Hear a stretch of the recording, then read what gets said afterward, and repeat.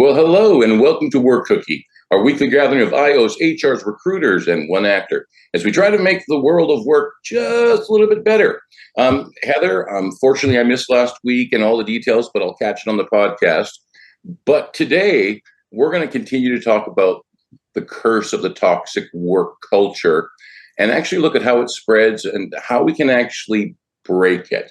Because I'm sure we've all been in situations where we've either been in a toxic workplace culture or we've seen it, and I just want to close my office door and pretend it's not there because I have no skills in ending this.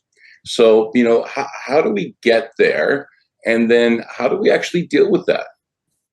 Right. Well, I think the first step is to one, recognize and identify that yes, we may have a toxic work culture and try to find what is contributing to it. That is one of the first steps because if you don't recognize it, you don't have a way to change it.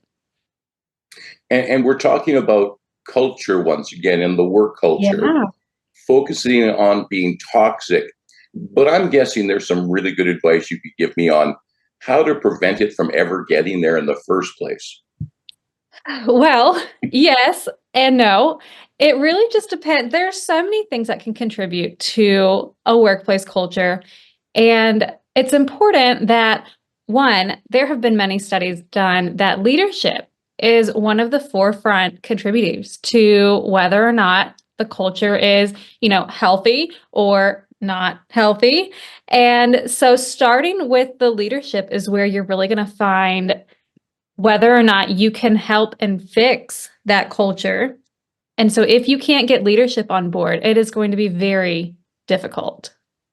How do you get them to listen? Because I'm sure we've all been in situations where we're in a toxic culture and leadership is going, everything is great. I come to work with a smile every day. Right. If that is not so relatable, yes. So I think if you can talk till you're blue in the face. And if people don't want to listen, you can't force them to. But if you can show them, hey, this is what is contributing to these poor behaviors or your turnover or your lack of sales, then showing them like concrete evidence as to what is contributing to it.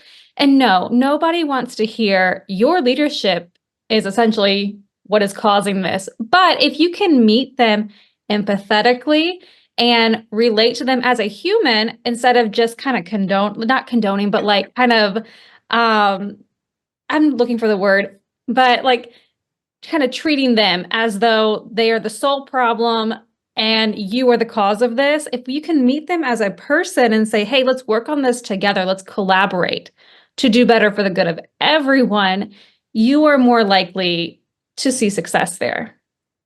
Well, I'm still trying to get past you saying that leadership are humans. Um, um, I'm going to think here that it's probably not a good idea if I walk into my boss's office one day and go, I'm a little worried about the culture. I feel myself slipping into that toxic work environment. You got to help me. I think a lot of the bosses that I've worked for in the past would go, oh, so you're a problem employee. Well, thanks for letting me know. I mean, that is definitely something that can happen.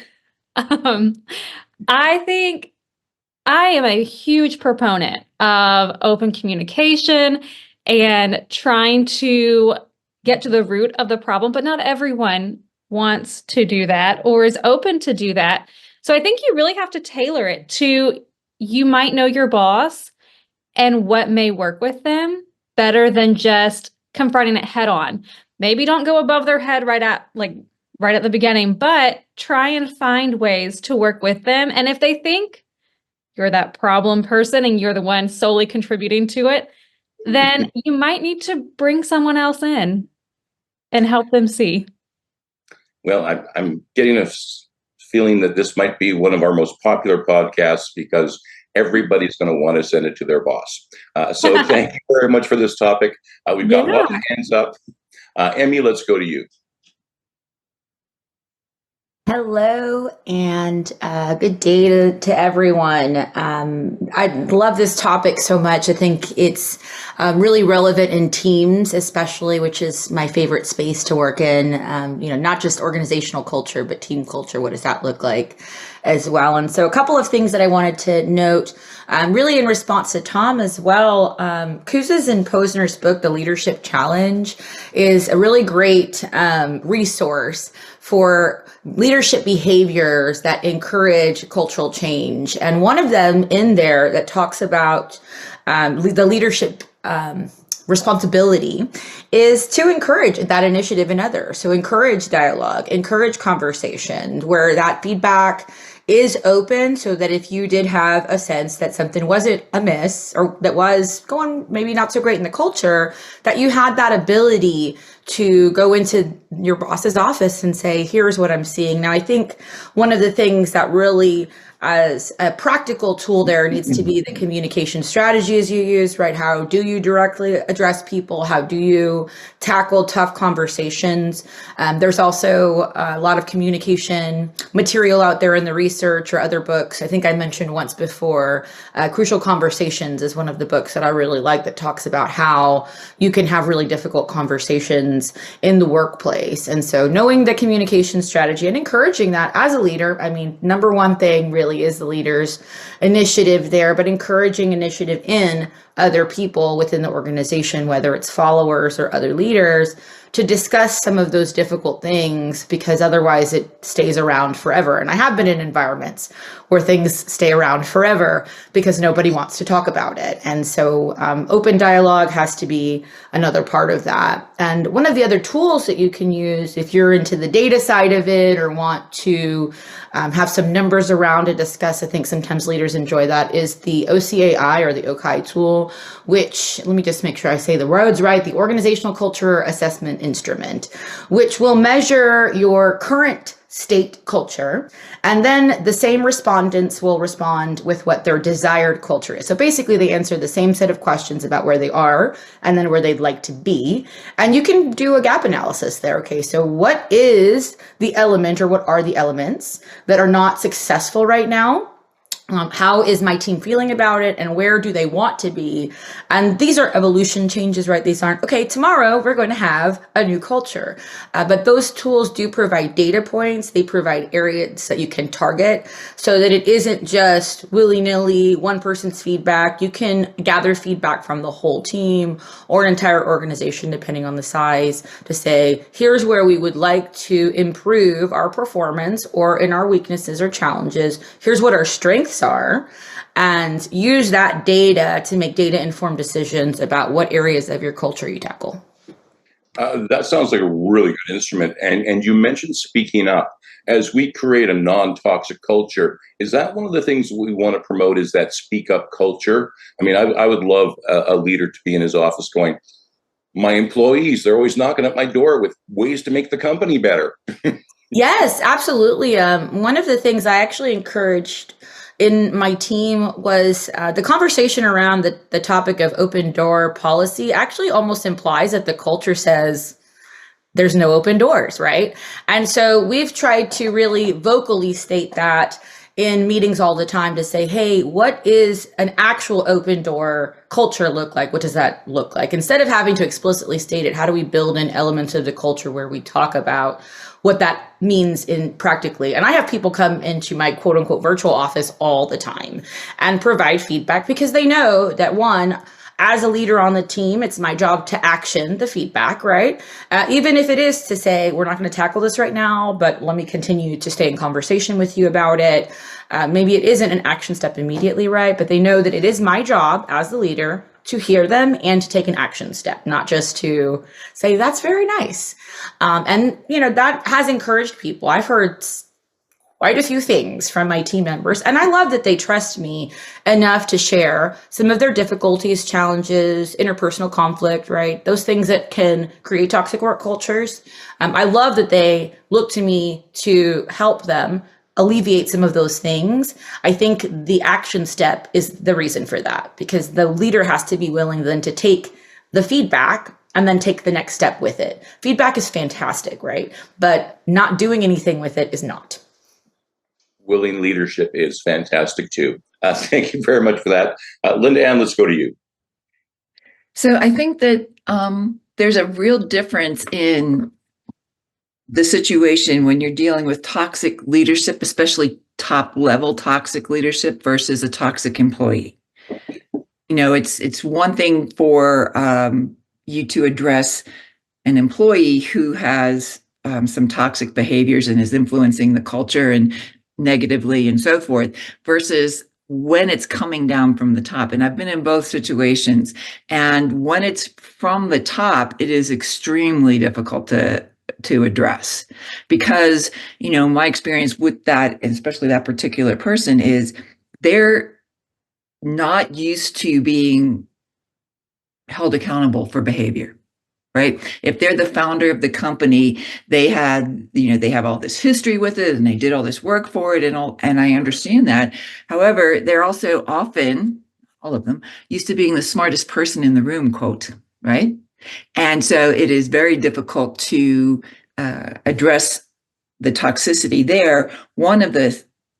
I think one of the red flags is when you're sitting in meetings with them and the pushback or additional communication in those meetings is very limited, because the people have offered their opinion often just to have it ignored or blown or shot down. Right now, so that's one thing. I really think it's a difficult situation, and I've had that same person say, "Well, I have an open door." Well, I have a real caveat with open doors. Just because you have this open door policy doesn't mean anybody wants to walk through it and talk to you. So that's in some places, that's a real excuse, or a real way of not being authentic and dealing with the real issues.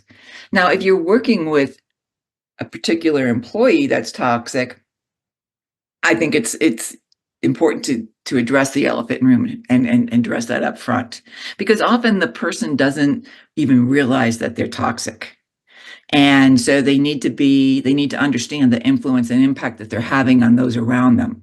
And that can be, you can elicit some change in behavior there. I think what's really important also, though, is as leaders, number one, you need the courage to do that. And in some of the leadership development I've done, I have them develop and write down the phrases that they're going to use in those situations. How am I going to confront that? So that, because it's just like training a puppy, you have to do it right away. Right. And you can't do it 3 days later or 2 weeks later or whatever. So you have to address it in the, quickly. So you need to have that kind of available to you to address it and call it out. Maybe not in public, but somehow you need to call it out and address it and move on from that. As leaders, you also need to be aware that every new employee creates a shift in your culture. And so it's a moving target all the time, and you're never done with it, and you're never done with dealing with those issues. Let me ask you this, Linda, because you've got some recruitment experience as well. How do you check when you're interviewing a potential new employee that they're going to be a fit for the culture that you already have established? Some of it can be done with the kind of questions you ask in your interviews.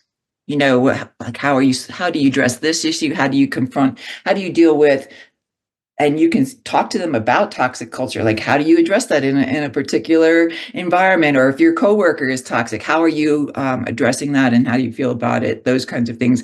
And I think how they approach problems can give you some red flags. But it's just like you dated somebody for 3 years and you marry them and you go, whoa, that's not what I expected. So that some things you just can't uncover in a 20-minute interview or whatever. I told you, Linda Ann, we're not going to talk about my problem with women. Thank you very much for that. Lee, let's go to you. Man, this is it's so prevalent, but it's also just one of those delicate issues, because like Linda Ann said, the difference between who are we talking about? Is it an individual? Is it a team? Is it what? And And one thing, as much as we don't like to admit, sometimes we have to understand that when you're talking about the top dog,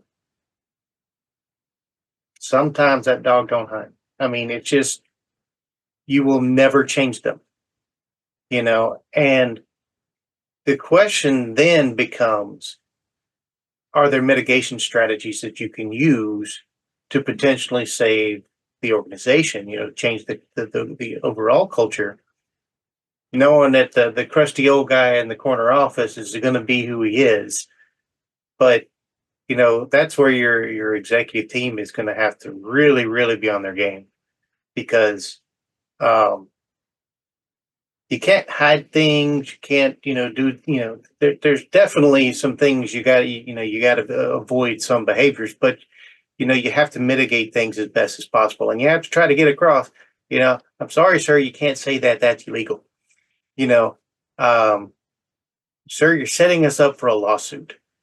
Though those are the things. Sometimes you have to hit them with facts, and and you have to know how to. Communication is so many things that we do like this. Communication is so key, and you have to understand the communication style that a particular person needs.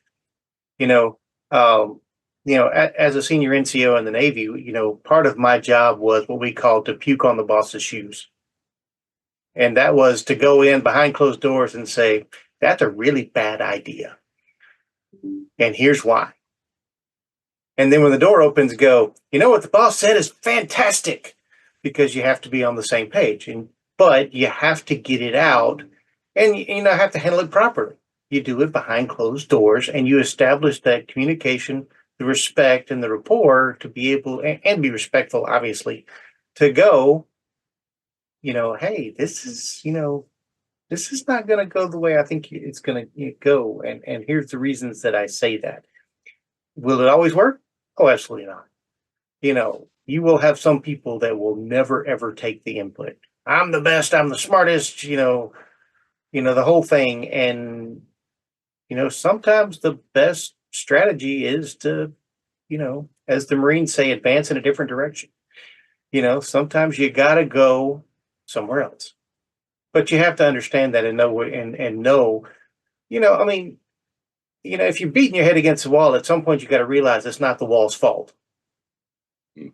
You know, and but when you're dealing with lower levels, I mean, sometimes the top dog doesn't know what's going on, because middle management has this amazing ability to create this, like the Berlin Wall. I mean, it's like nothing getting through here, and and I've been in those orgs, before I got up into management, where, I mean, like, bad stuff happening on one side of the wall, and the upper people are all fat, dumb, and happy, thinking, "Oh man, I've got the best workplace around," and not so much.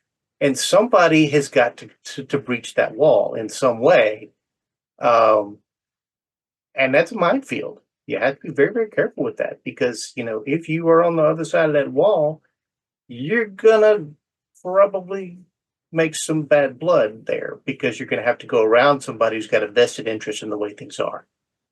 And if you're in that management structure, either through promotion or hiring, your life could become very difficult when you break from the ranks to say, "Hey, boss, something's rotten in the state of Denmark." So, you have to be very, very careful with these. I mean, unfortunately, as much as we hate it, office politics is a thing, and you really have to, and really you have to make a personal decision of, where am I comfortable in this game? Because if you're not comfortable with working that thing, then don't take that position, because you're going to be there. And talking about the hard conversations, I mean, you got to rip the band-aid off. You got to have the conversation, because if you wait, it's going to get worse. And like Linda Ann said, you can't do it next week for something that happened today.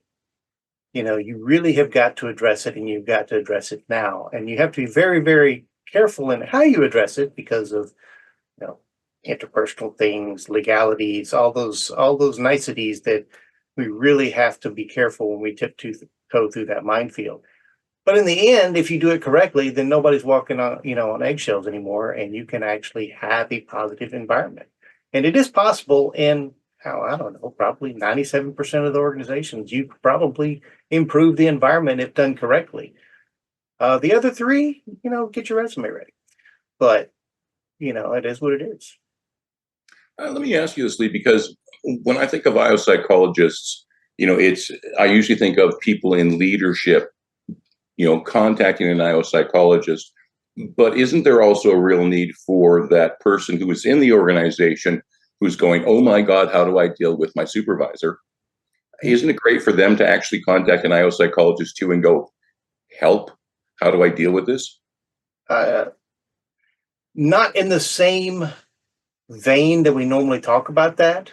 I mean, but that is a prime opportunity for someone to deal with a professional coach. And many professional coaches are IO psychologists, and it is or practitioners, and it is very important to vet. If you're going to talk with a coach, vet them. And I'm not talking about what piece of paper they have hanging on the wall, but I'm talking about what do we work on, because you have great coaches who will do you no good whatsoever, because they just don't focus on what you need. And and there's no shame in that. I mean, they may be a fantastic coach. They may do exactly what Heather needs, but for me, it's just wasted time and money.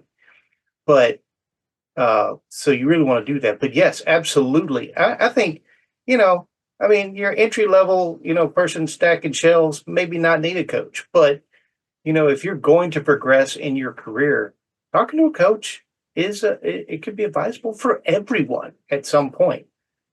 Just to say, hey, look, I want to be better at this. What are some strategies? And for an ethical coach can say, oh yeah, I can definitely hook you up. Or I don't really focus in that area, but let me introduce you to Heather. I think she can help you. Yeah, maybe we need to do an episode on hiring the right IO psychologist for whatever your needs are. Thank you very much for that, Lee. Nick, let's go to you. Yeah, I think the idea of a toxic workplace resonates with so many people because they've had the bad boss, they've had the bad experience, they've had the Sunday scaries and don't want to go in.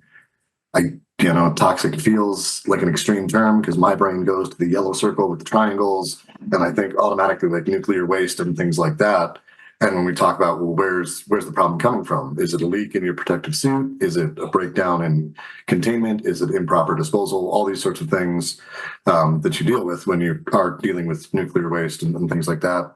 And so, yeah, it's very strange, and it feels very extreme. So I wonder, just using the term toxic, which comes as such kind of a pop culture buzzword lately, is that a bridge too far? Is it, are we talking about a difficult work situation? Are we talking about something that like toxic, that's going to do long-term damage to the environment, to individuals and all of that. And, we talk about the solutions that we have to fixing culture, and they're minor things that make a big impact. A lot of the time, if you can get somebody to think the right way or see the right thing, or make sure that the systems that are supposed to be in play are actually working and not just assumed to be so, you've got that. But I wonder what level of difficulty, what level of dysfunction qualifies as toxic versus difficult. And again, it might be a fit. I'm not an overly competitive person. It's why I'm not in the sales department. I don't deal with it. I don't thrive on it. And so I stay away from it. But, sometimes that cutthroat environment brings the best out in people to get what they want, what their goals are. So I think you can't protect yourself. If you're going to the beach, you don't want to wear your ski gear, and vice versa. So the right tools, the right environment for the right people may solve that on an individual level. But that is to say, there's also large organizations that are very corrupt and do a lot of damage, both internally and to some level societally as well. You raise a good question, Nick, and Heather, I'd like to come back to you on this. Do you IO psychologists in your little toolbox have a how toxic is my workplace checklist? Or is there some sort of scale that can really show you when you're in trouble? I know for me personally, I don't have like a little scale for it, but I also think that Nick brought up an excellent point. So like what I might think is toxic may not be what others consider toxic. And so there's that level of like subjectivity to it where I might be in an environment like I would not do well in sales either. I would just not flourish in that sort of environment. And so if I were expected to do that all the time and then I'm getting talked to by my management, like, hey, you're not doing well in this, I might perceive it as like, this is such a hard place to work at. I don't like this. But other people may thrive in it. I mean, there are people that are built for sales and they may think it is the best workplace. And so I think when dealing with toxic versus just, I don't like this, it's important that we define what the toxicity is. Is it like a culture of like gossip or violence, or like, is it passive aggressive communication? Is it poor management? Are there like favoritism being shown between employees and management? Like those kind of things. Yes, your interests matter. Whether or not you like your job matters. But in terms of it being like toxic versus just, I don't like this, there is that fine line there. Well, I'm going to play the crusty old guy in the corner that Lee mentioned. and because, there are a lot of guys my age who are in leadership who would say to someone your age, you young people whine a lot. How do you deal with that? Well, it reminds me of, if you've seen that whole, like, it's right now it's on like Gen X, like people don't want to work anymore.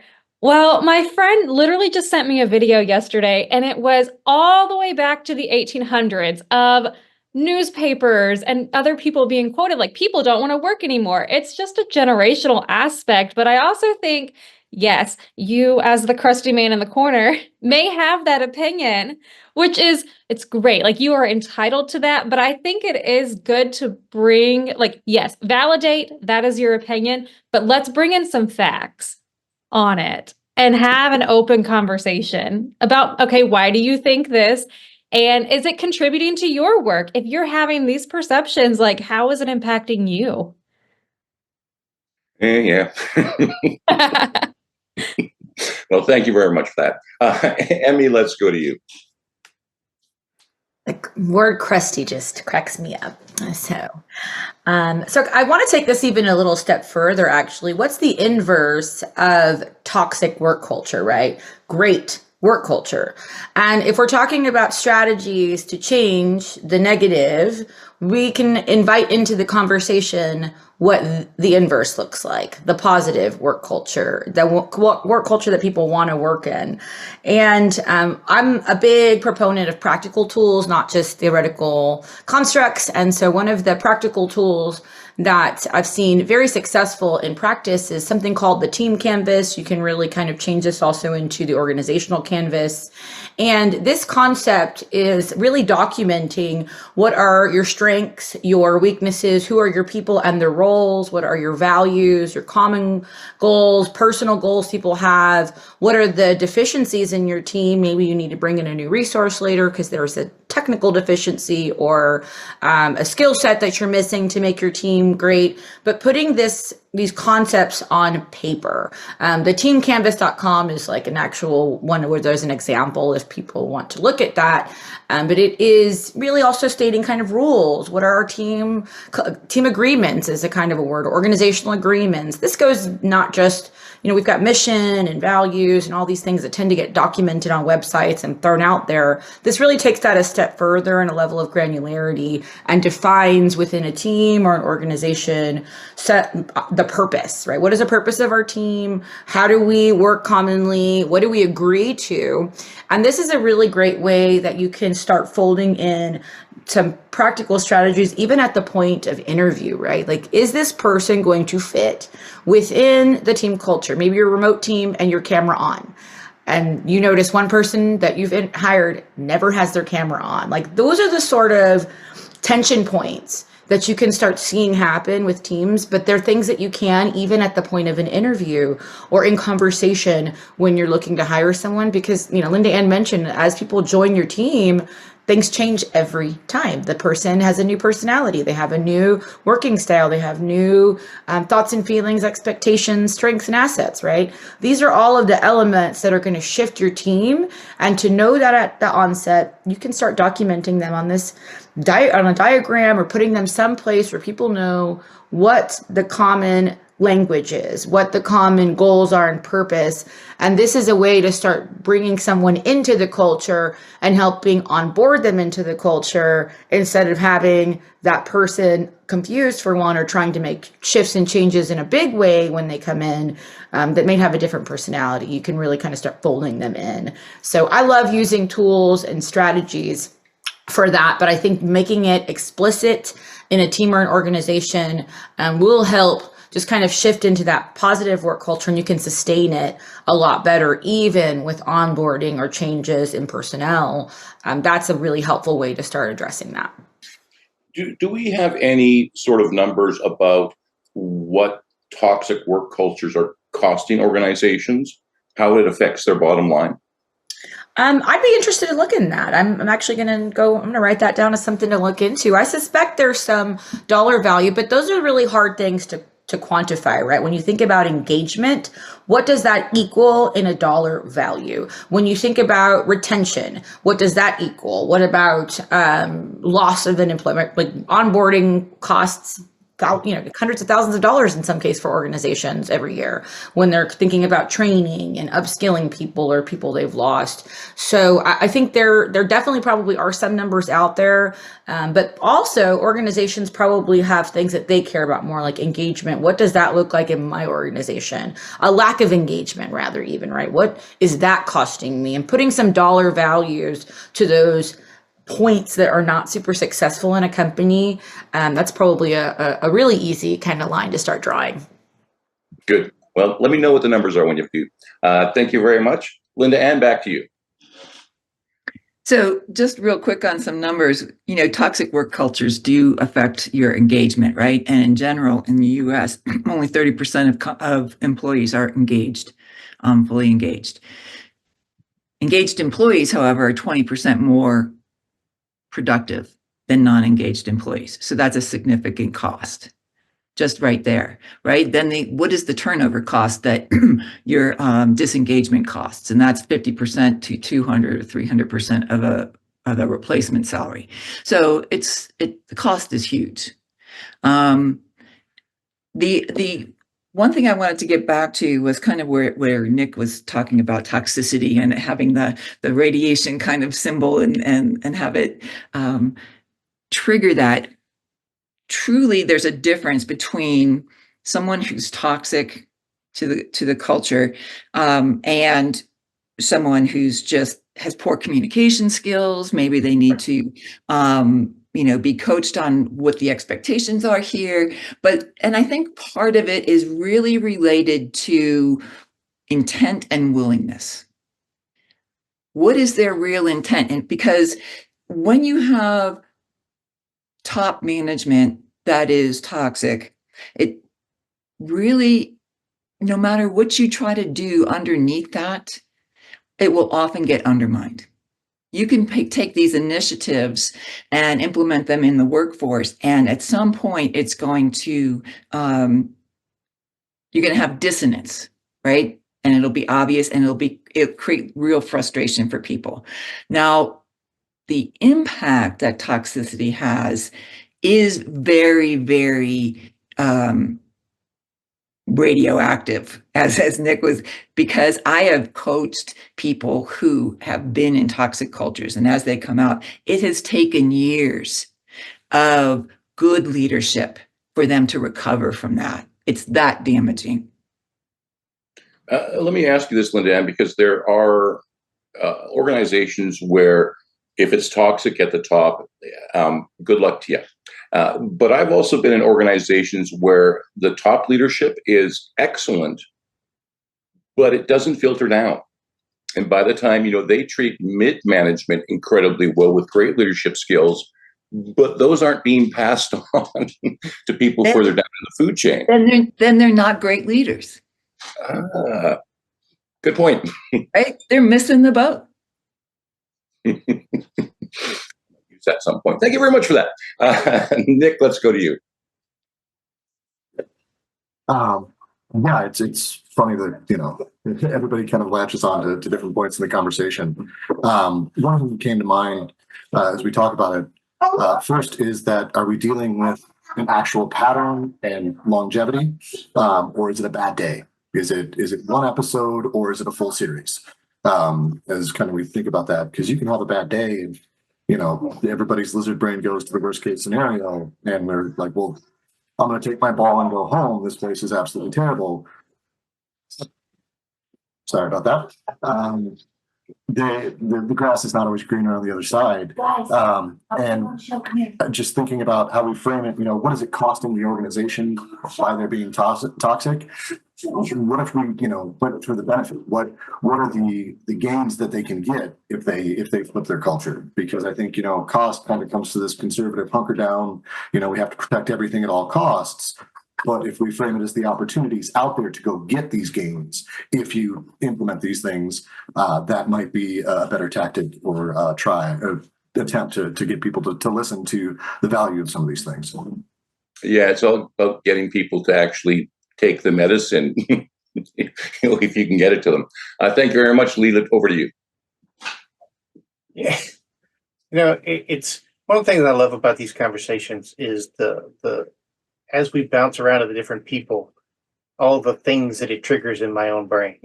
So, something Nick just said about, the grass being greener. I was told, I don't even know, so many years ago that, you have to be careful before you make that leap, because sometimes the grass is greener because it was fertilized with manure. And although that wasn't the word used, but that was, but, you kind of get the point. So, I mean, things aren't always what they seem, it's like judging the book by the cover. You think, oh, this is going to be something. And then you open it up and it's, oh, that's something else. And so you really have to examine the situation. And Linda made a great point in the chat about it's not a bad day. It's the frequency of the bad days. Everybody has a bad day. We have those days. How was your day? Oh, but if you're that more often than not, then there's something that needs to be addressed there. But the key to a lot of this stuff is the communication, and and Linda made another great point, as she always does, that if everything stops at the dam forked by the middle management, then you're not really being a great leader. And some of the ways to do that is, don't let them do it. Walk around them. Remember the old concept of managing by walking around? Go and talk to Bob, who's working the metal press in the shop. How's it going, Bob? How things going? If it's possible to get out and to talk to your employees, whether that's in focus groups, whether that's walking up to their desk, having office hours, because whoever said it earlier about open door doesn't mean anything. You're afraid to walk through it. So sometimes you have to walk through the door from the other direction and go, "Hey, I'm here. Let's have a chat." I don't recommend. I worked for a company that the owner would catch you in the restroom and ask you questions. Don't do that. Don't just don't. I mean, it was his way of catching you off guard and away from your boss. And don't do that. Be very, very cognizant of the way you approach the people. And also understand that if your boss comes to you, or your boss's boss, or boss's boss's boss, however far up the food chain, assume they know the answer when they ask you a question. Don't try to BS them. Give them a straight and honest answer. And then I recommend you immediately tell your boss that you had the conversation. Because never be the senior guy with a secret. Because that, whatever went up there is going to roll downhill, and your boss needs to be ready, got the glove ready for the pitch. So, there's lots of things that you can do in that situation to and your boss now knows that his boss or boss's boss is willing to talk to you, which can cause all kinds of interesting reactions, from fear all the way up through, ooh, well, maybe I better get my stuff in order. Or it could hasten their, becoming part of another organization. You never know. But it's always good to make sure that you are not keeping things, because, the best sanitation is sunlight, right? You don't have to go to WikiLeaks, but, it's good to get that information out because you're not the only one. If you're suffering, you're not the only one. Yeah, very, very true. Thank you for that. Tim, good to see you again. And once again, thank you for the month of September and in filling us in on what's going on in the world of policing with IO psychology.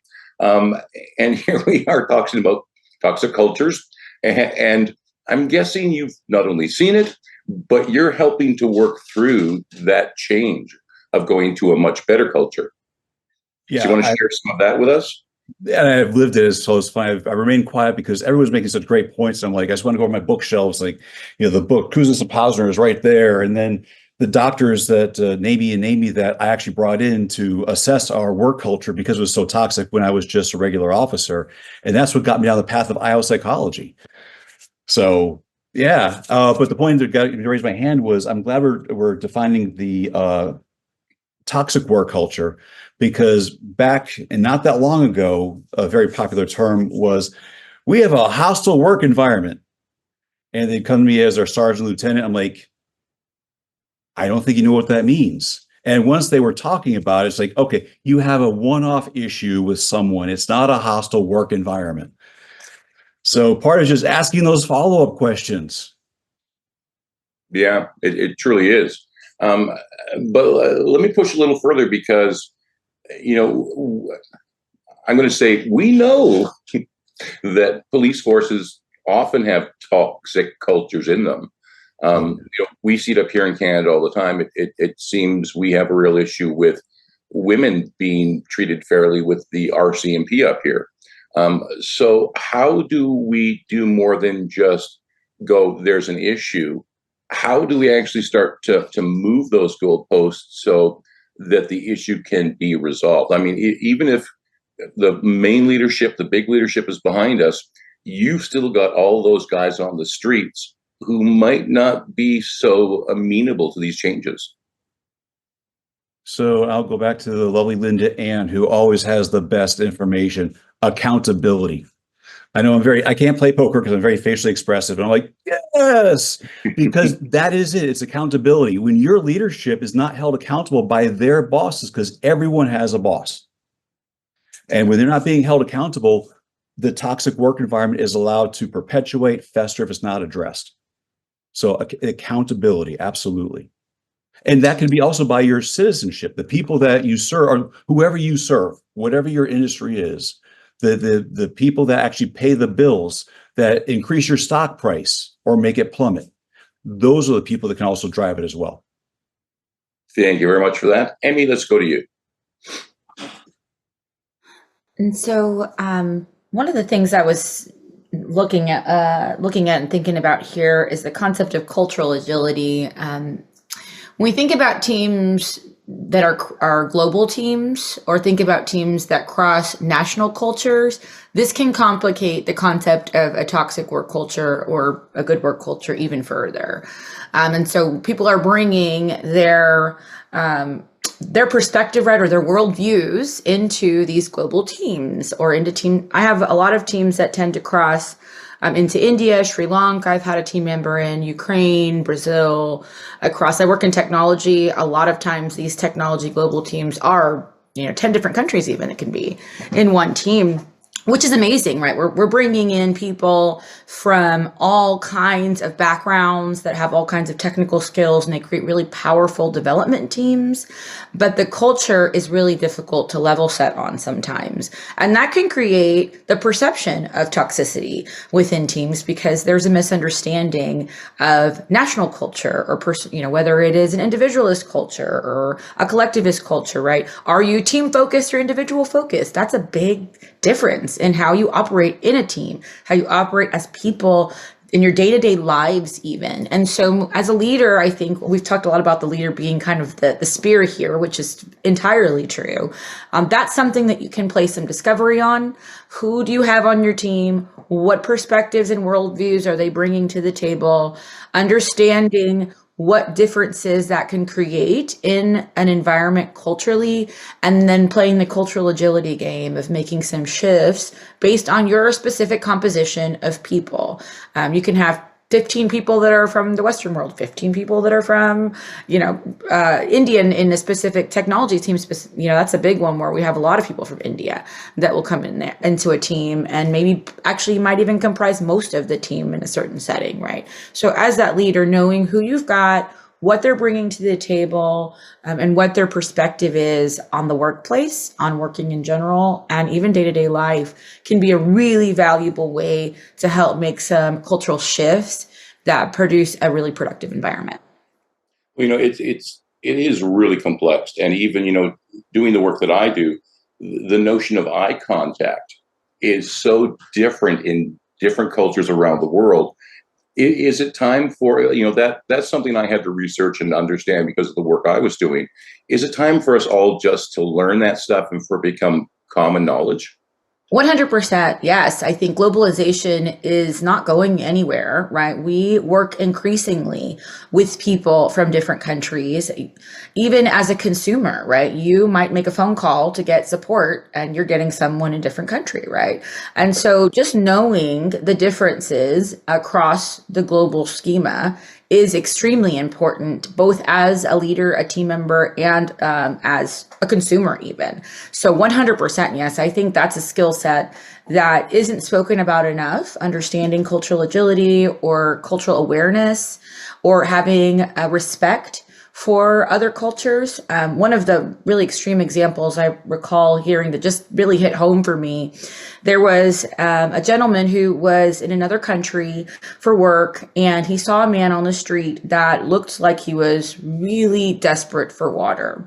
And he was just out there in the heat, and it was like, oh my gosh, you could tell that this man was physically ailing from the need for water. So he offered him water. Well, it became a contentious interaction because this guy was actually doing spiritual fasting. And he was out there in the world letting the community know, I'm fasting, I'm in a spiritual mode right now, I am giving this day to God, and you here are tempting me with a bottle of water. How dare you? And so it's a very interesting scenario that explains just the dramatic difference in context that we might have from our own perspective and worldview, spiritually, personally, and nationally. Thank you very much for that. Nick, back to you. Yeah, again, talking about, is it toxic? Is it difficult? I think one thing to kind of hold in tension is the problem behavior job related or not? I think that far too often emotion and identity get tied up in our work. And so if somebody is, chewing too loud, that's annoying and it's obnoxious, but it's not necessarily related to their job. And it's an oversimplified example.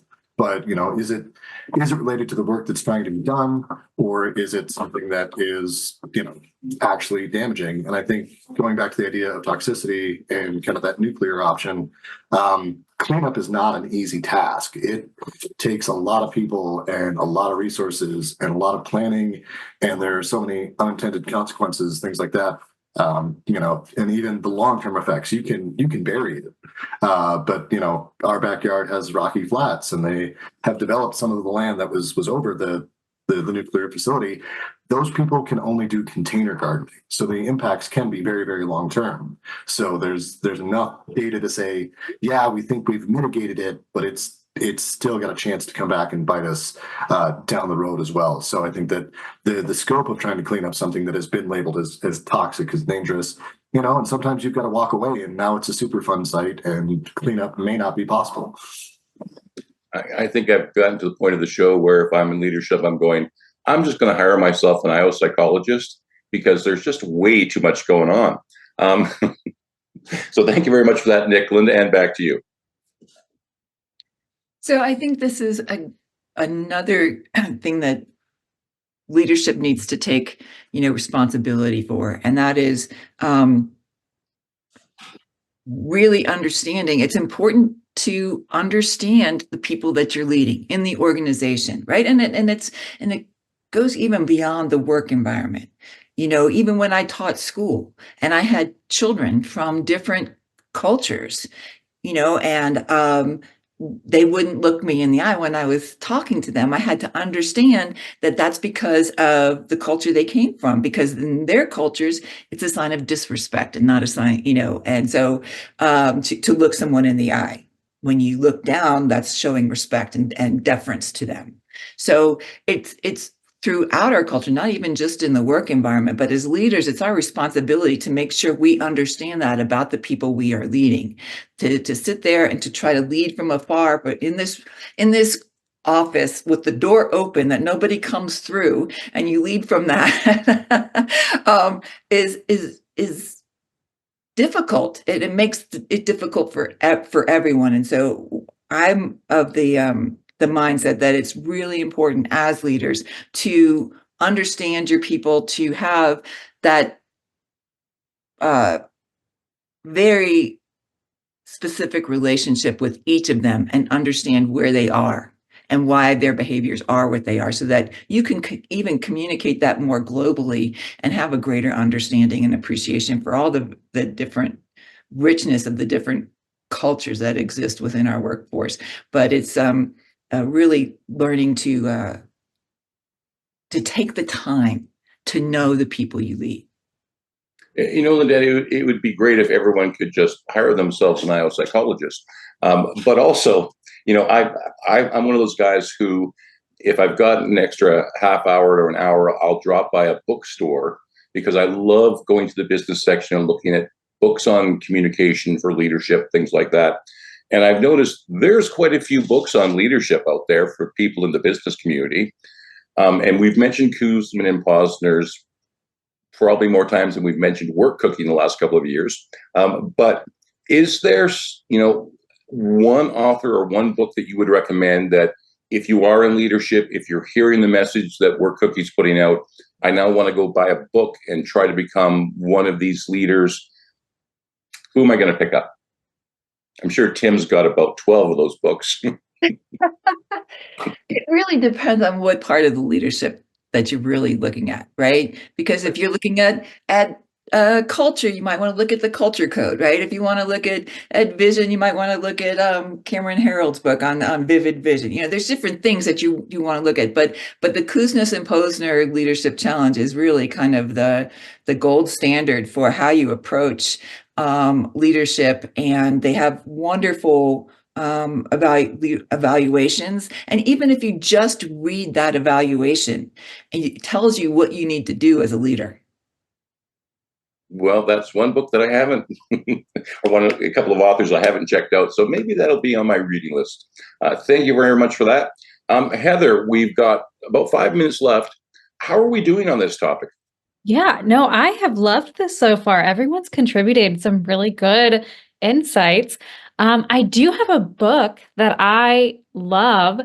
So it kind of relates to culture, but it's a whole creating just organizations in general and the different types. It's actually an open source book. So I'm going to post the link in this chat, but it's called Reinventing Organizations by Frederick Laloux. And they have two book options. One is this 300 and something page book. And then the other one's a picture book, which sounds kind of childish, but it's actually really cool and insightful. But check that out if you're interested in just how to create healthier workplaces in general. That is a wonderful book. you should see if we can get the author on it, and we'll pick their brain one day. Yes. Oh, that's a good idea. Um, can you give us, because with a lot of the stuff that we talk about on Work Cookie, it's such great advice, but sometimes it feels like we're not actually moving the goalposts because the world is changing very, very slowly. So when it comes to toxic cultures, I'm hoping that, 40 some years ago when I was entering the workforce, things have changed a lot. And hopefully we're 50% better than we were 40 years ago. But really, where are we today? Is it, any sort of feelings, or numbers out there that, we're looking at 30% of work cultures that are toxic? Is it 80% of work cultures that are toxic? And, it could be to varying degrees as well. But are we really in a place where this is getting better? Or are we just at the start of this, where a lot of people are just waking up to the fact that if you've got a toxic workplace, you're leaving money on the table, and you really need to fix that to create a better culture and a better working environment, and you'll get more out of your people? Yeah, no, that is a good question. I think nowadays we're more so focused on, the employee's well-being more so than just the bottom dollar. And I know that's a generalization. It's definitely not in every place. But we are slowly moving into a position where we are focused on making sure that we're not only doing our jobs, but making sure it's a good place for the employees. I am going to look up and try to see if I did find this, I haven't read it yet, but it's a 2022 Toxic Work Environment Report that I'm going to check out later and see how that's going. Well, let us know about that. Yeah. I think we're just about out of time. So unless oh, wait, I should get back to the other hand. Sorry very much. Amy, let's go to you. I put them in the chat, but I just want to offer a couple of other books that I've really enjoyed over the last couple of years. One of them is So Sick and Jung, Full Range Leadership Development. Now, it does specifically reference transformational leadership within that book, but it does give kind of the full range of leadership behaviors that should be considered over time. And it really looks at leadership as a continual development process, that there's no end point to leadership development. Like, you should be growing, learning, and moving forever. And so that one is a really great book that kind of discusses what Linda Ann mentioned earlier, which is that individual consideration and caring about each specific person on your team or within your organization and who they are bringing to the table. And the other one is Mastering Leadership, which is Anderson and Adams, which also really brings that full leadership perspective, not just one type of leadership or one style of leadership, but how do we as leaders become effective in an organization in a holistic perspective. So those are two really great books that I've picked up over the last few years.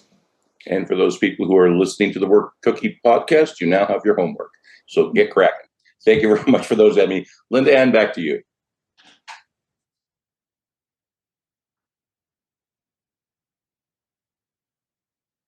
Oh, I think that back to your comment about the world moving kind of slowly, I think that the world is moving quickly. We're responding slowly, right? And it's because it takes the behavior. And to Emmy's point, it's really, leadership isn't something that my favorite saying is, I can't webinar you to leadership, right? It takes a little bit more than that 3-hour webinar. So it is a lifelong process, but the one key that really can make a huge difference, no matter where you are on your leadership development spectrum, is to give a damn. When people know you care about how they're doing or what's going on or what's affecting their work life or anything, and you make that effort, that's a huge, huge impact. It certainly is. And let's hope there's a lot of impact that's going on over the next while to make things better.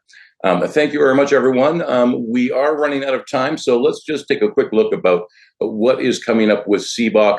Lee, I see you're on later today, or the Lee Croson's virtual IO psychology mixer is on. That's 6:30 p.m. Eastern time. That's when it starts. It ends when the last person leaves. Also, if you are listening to the Work Cookie podcast and you want to meet some people in person, there's a couple of in-person meetups that are personal events that are going to be going on. Salt Lake City, Utah, there's going to in-person CBOC Rocky Mountain Regional Meetup. That's happening October 22nd, starting at 6 p.m. If you're in the Denver metro area, is that the same one? Oh, yes, it is. Well, it's close, same time. So those are good. If you're an industrial organizational psychology student, we now have a meetup for you. That's happening. The next one is on October 23rd, 6:30 p.m. Eastern time. And we'll be back in 1 week time with micromanagement monsters. Turning on the lights for more effective leadership behaviors. And I'm sure we've all known some of those monsters. So thank you very much, everyone. Heather, thank you very much. Great job today, as always. Love the topics that you're bringing to us, so keep it up. Once again, thanks, everyone.